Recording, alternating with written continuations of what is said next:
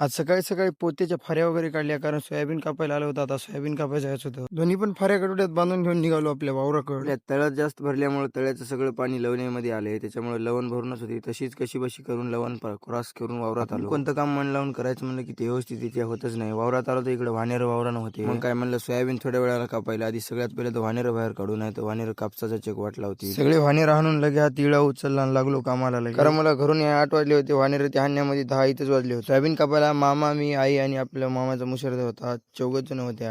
4 मिळून 12 वाजेपर्यंत 2 ओळी कापून टाकून दिली. आता 2 ओळी सोयाबीन तर कापणं झालं होतं. मग लगेच भूक लागली होती म्हणून मामीने भाकर आणली होती. तेच भाकरीवर ताव मार. मामाचं म्हणणं होतं की संचापारी पाऊस आला तर काही खरं नाही म्हणून सगळ्यात पहिले जमा करून घेऊत म्हणले. मग फारी वगैरे आतरले आणि लगेच लागले जमा करायसाठी. माझं काम होतं की मामाला गटोडे आणून द्यायचं. मामा आपले डगर उचलायला ते. आपण तर कधी काही डगर उचलले नाही. आपले दरवर्षी आपले मामाच डगर होतात. मी फक्त गटोडे आणून देऊ लागलो. शेवटी एक 6 वाजेपर्यंत आमचं सगळं जमा करणं झालं. मस्तपैकी ढगावर फारी वगैरे जागली. फारीला धोंडे वगैरे ठेवून बांधून घेतले व्यवस्थितरित्या. आपली आई घेऊन आली ती चारा घेऊन जात होतं घरी. लगेच आई घेतलेला चारा घेतल्या आणि निघाल्या घरी जायसाठी. तर पब्लिक आजच्यासाठी एवढंच. भेटू नेक्स्ट ब्लॉग मध्ये.